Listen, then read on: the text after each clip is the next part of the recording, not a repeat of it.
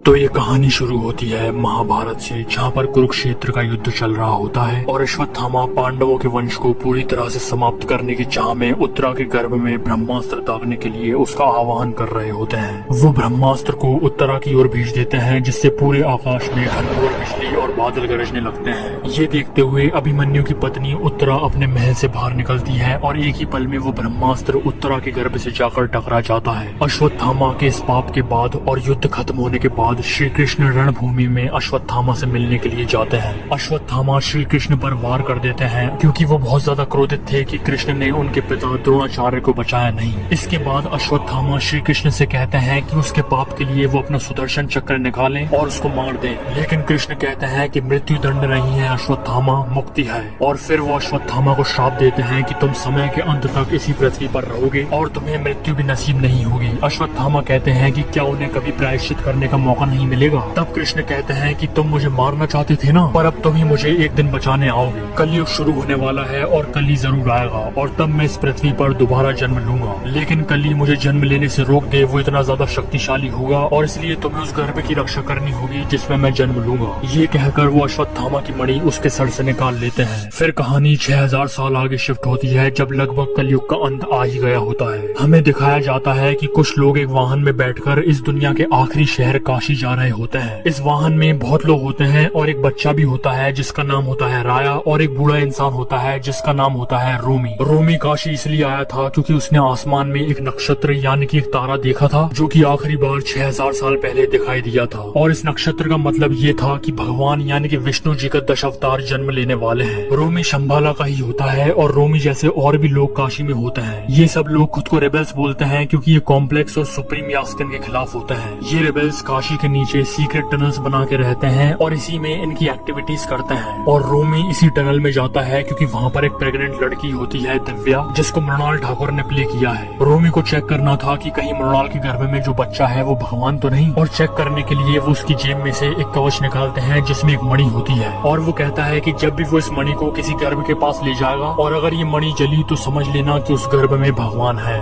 जैसे ही रोमी उस मणि को मृणाल के गर्भ के पास लाता है, वो मणि जलती नहीं है, जिसका मतलब मृणाल वो लड़की नहीं थी जिसके गर्भ में भगवान जन्म लेंगे। तभी वहाँ पर कॉम्प्लेक्स के गार्ड्स आकर हमला कर देते हैं, जिसकी वजह से रोमी से वो मणि गिर जाती है और वो इस बच्चे राया के पास चली जाती है। राया उस मणि को उठा लेता है और वो सब लोग वहाँ से भागने लगते हैं। बाकी रेबेल्स और राया तो वहाँ से बच निकल जाते हैं, लेकिन वो गार्ड्स रोमी और मृणाल को पकड़ के कॉम्प्लेक्स ले जाते हैं, जहाँ वो उन्हें कमांडर मानस को पेश करते हैं। कमांडर मानस मृणाल को देखकर कहता है कि ये फर्टाइल लड़की अभी तक थी कहाँ, ये कॉम्प्लेक्स से बची कैसे? और फिर वो गार्ड्स को आदेश देता है कि वो मृणाल को लैब में ले जाएं, लेकिन मृणाल साफ साफ मना कर देती है। बहुत फोर्स करने के बाद भी मृणाल लैब में नहीं जाना चाहती थी, इसलिए मानस उसको बेरहमी से वहीं पर मार देता है। फिर वो रोमी से पूछता है कि वो उसको शंभाला की लोकेशन बता दे, लेकिन ऑफ कोर्स वो मना कर देता है, जिसकी वजह से वो रोमी को भी वहीं पर मार देता है। उसके बाद हमें कॉम्प्लेक्स की लैब्स दिखाई जाती हैं, जहाँ पर दुनिया की सारी फर्टाइल लड़कियाँ यानी कि जो प्रेग्नेंट हो सकती हैं, उनको वहाँ पर ले आया जाता है। इन लड़कियों को टेक्नोलॉजी की मदद से इम्प्रेग्नेट किया जाता है और फिर हर महीने उन्हें एक चैम्बर में डाला जाता है, जहाँ पर उनके गर्भ से मशीन्स के थ्रू एक सीरम एक्सट्रैक्ट किया जाता है। लेकिन इस सीरम एक्सट्रैक्शन प्रोसेस में अभी तक कोई भी लड़की 91 डेज से ज्यादा प्रेग्नेंट नहीं रह पाई थी, जिसकी वजह से सीरम अच्छी तरह से बन नहीं पा रहा था। और सुप्रीम यास्किन चाहता था कि सीरम कम से कम 120 दिन प्रेग्नेंट वाली लड़की का तो हो ही। जब जब उन लड़कियों के गर्भ से सीरम एक्सट्रैक्ट किया जाता था, वो लड़कियां मर जाती थी। और उन्होंने उस मशीन में ही एक सिस्टम फिट किया हुआ था कि जैसे ही लड़की मर जाए तो वो सीधे वहीं से पाइप के थ्रू आग के कुएं में गिर जाए और भस्म हो जाए। अभी तक का जो बेस्ट सीरम बन पाया था वो 91 डेज वाला था, और कमांडर मानस को ये बात सुप्रीम यास्किन को बतानी थी और साथ में वो सीरम की बोतल भी ले जाना था। कमांडर मानस उस लैब के डॉक्टर से कहते हैं कि ये एक्सपेरिमेंट सक्सेसफुल क्यों नहीं हो पा रहा है। तो वो डॉक्टर मानस को एक सुझाव देता है कि वो उसको सुप्रीम यास्किन के पास ले चले, जिससे कि उन्हें पता चल जाए कि यास्किन को एग्जैक्टली चाहिए क्या, और शायद तब जाकर वो एक अच्छा सीरम बना सके। कमांडर मानस डॉक्टर को सुप्रीम यास्किन के पास ले जाने के लिए तैयार हो जाता है। वो डॉक्टर और काउंसलर बानी के साथ सुप्रीम यास्किन के पास जाते हैं। सुप्रीम यास्किन बहुत ही बुरी कंडीशन में जी रहा होता है। उसके शरीर से वायर्स अटैच हुई होती हैं, जो कि उसे जिंदा रखती हैं, और इसी बुरी हालात से निकलने के लिए उसने ये प्रोजेक्ट के नाम का सीरम एक्सट्रैक्शन प्रोसेस चालू करवाया था। यास्किन जब वो 91 21 डेज वाला सीरम मांगता है तो डॉक्टर चालाकी से उस सीरम की बोतल को चेंज कर देता है और उसकी जगह यास्किन को कुछ और दे देता है, जिसकी वजह से यास्किन स्ट्रगल करने लगता है और पानी में गिर जाता है। लेकिन फिर वो वापस पानी से बाहर निकलता है और कहता है कि बहुत दिनों बाद किसी ने उसको मारने की कोशिश की है, जिसके बाद वो उसके हाथ से डॉक्टर का गला पकड़ लेता है। यास्किन उससे पूछता है कि वो क्यों उसे मारना चाहता है। डॉक्टर जवाब देता है कि अच्छाइयत के लिए। ये सुनते ही यास्किन उसकी आंख से एक आंसू निकालता है और उसे डॉक्टर के मुंह में डाल देता है, जिससे वो डॉक्टर मर जाता है। सुप्रीम यास्किन फिर से कमांडर मानस और काउंसलर बानी को इंस्ट्रक्शन देता है कि कम से कम 120 दिन प्रेग्नेंट वाली लड़की का सीरम लेके आओ और फिर वो वहाँ से चले जाते हैं। दूसरी तरफ कॉम्प्लेक्स के गार्ड्स और बाकी रेबल्स का पीछा कर रहे होते हैं जो कि उस टनल से बच के निकले थे। उसमें से एक के ऊपर 5000 यूनिट्स की बाउंड्री लगा दी जाती है और उसे भैरवा पकड़ लेता है, लेकिन वो उसे कॉम्प्लेक्स वालों को नहीं देता क्योंकि वो भैरवा को बहुत ज्यादा पसंद करता था और उसे अपना हीरो मानता था। राया जो कि वहाँ से बच के भागा था, काशी से दूर एक मंदिर में पहुँच जाता है और वहीं पर वो पत्ती में लपटे विशालकाय अश्वत्थामा को देखता है। तभी वहाँ पर कॉम्प्लेक्स का एक रोबोट गार्ड पहुँच जाता है और राया पर वो हमला करने ही वाला होता है कि अश्वत्थामा उस रोबोट को उनकी लाठी से तोड़ देते हैं। अब कॉम्प्लेक्स में बहुत सारी लड़कियों पर एक्सपेरिमेंट चल रहे होते हैं और उन्हीं में होती है दीपिका पादुकोण, जिनका नाम होता है समेटी।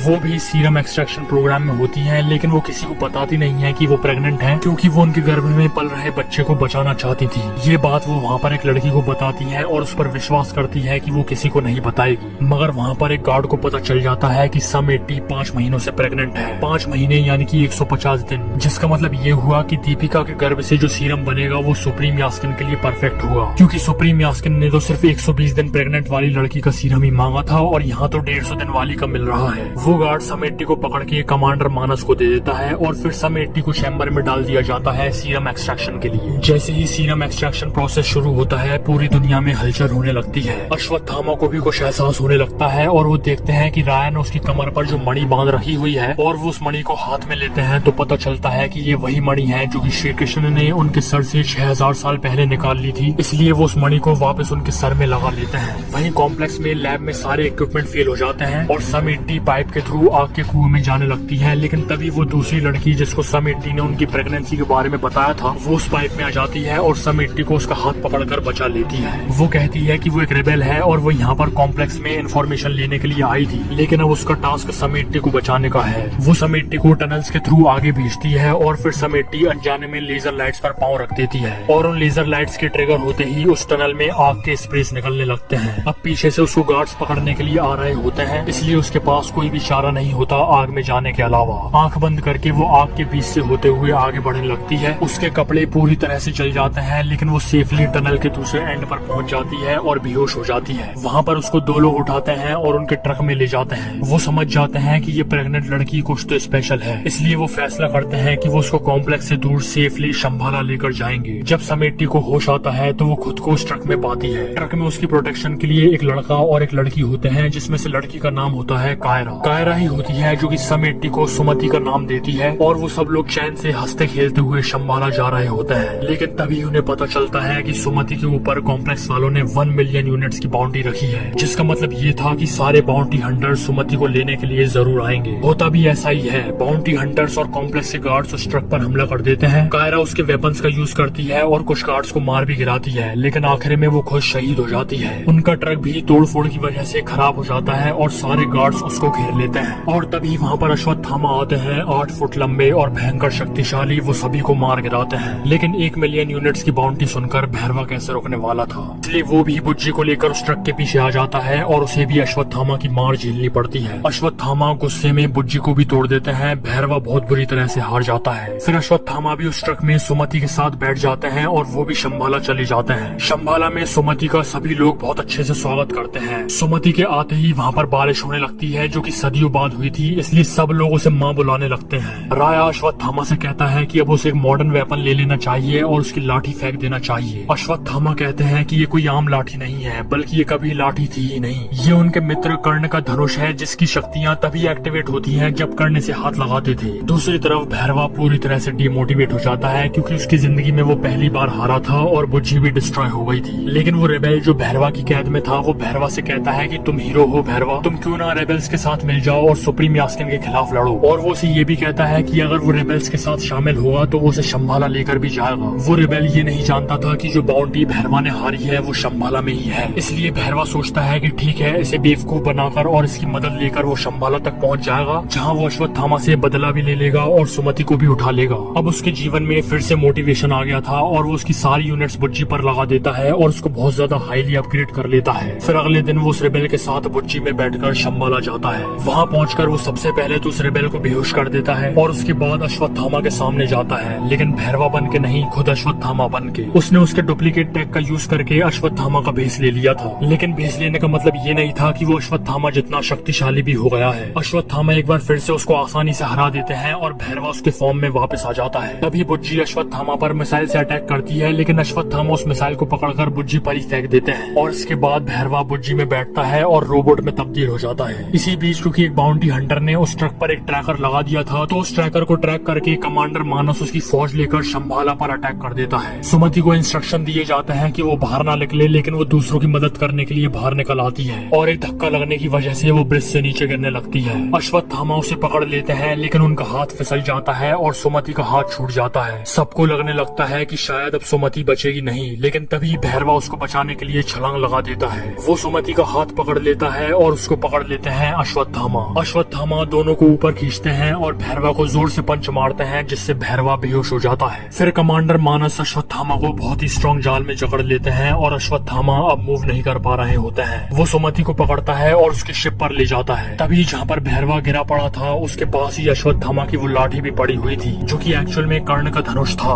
उस धनुष पर एक पत्ता गिरता है, जिसकी वजह से वो धनुष भैरवा के हाथ में आ जाता है। और जैसा अश्वत्थामा ने कहा था कि इस धनुष की शक्तियाँ तभी एक्टिवेट होंगी जब खुद कर्ण इसको पकड़ेंगे, तो वैसा ही होता है। भैरवा के छूने से धनुष में शक्ति आ जाती है और भैरवा भी होश में आ जाता है। ये देखते हुए अश्वत्थामा शॉक हो जाते हैं। फिर भैरवा उस धनुष को कमांडर मानस की छाती में घुसेड़ देता है और उसे मार देता है और सुमति को बचा लेता है। लेकिन जैसे ही वो सुमति को बचाता है तो वो एकदम से भौचक्का हो जाता है कि अभी अभी उसके साथ हुआ क्या, और उसे सिर्फ इतना याद रहता है कि वो सुमति को पकड़ने के लिए यहाँ पर आया था और इसलिए वो सुमति को बुज्जी में डाल देता है और वहाँ से बुज्जी को उड़ाकर ले जाता है। राया अश्वत्थामा से पूछता है कि ये है कौन। तब अश्वत्थामा फ्लैशबैक सीन में पहुंच जाते हैं, जहाँ पर अर्जुन अश्वत्थामा से लड़ाई कर रहे होते हैं। अर्जुन अश्वत्थामा पर एक ऐसा बाण चलाते हैं जो कि कोई भी नहीं रोक सकता था, लेकिन तभी उन्हें बचाने के लिए उनके पीछे से कर्ण आते हैं, जो कि अर्जुन के तीर का जवाब देते हैं। कर्ण अर्जुन का तीर तो निष्कासित करते ही हैं, लेकिन वो एक और बाण चलाते हैं, जिससे अर्जुन का रथ 2 कदम पीछे खिसक जाता है। ये देखकर श्री कृष्ण कहते हैं कि ये शत्रु बहुत ही ज्यादा शक्तिशाली है, इसने उस रथ को पीछे किया है जो कि अग्निदेव ने प्रदान किया है, और हनुमान जी भी इस रथ पर झंडे के रूप में विराजे हुए हैं, और खुद सारथी के रूप में कृष्ण जी तो है ही। कर्ण को भी खुद प्रभास ने ही प्ले किया हुआ होता है। और इसके बाद हमें सुप्रीम यास्किन का एक मिड क्रेडिट सीन दिखाया जाता है, जिसमें वो सुमति का एक बूंद सीरम उसके शरीर में डाल देता है। उसको मैंने पूरा इस वाली वीडियो में एक्सप्लेन किया हुआ है, तो क्लिक करके जरूर देख लेना और इस वाली वीडियो को लाइक कर देना, शेयर कर देना और चैनल को सब्सक्राइब करके ऑल नोटिफिकेशन ऑन जरूर कर लेना और देखते रहिए सुपर नेस्ट।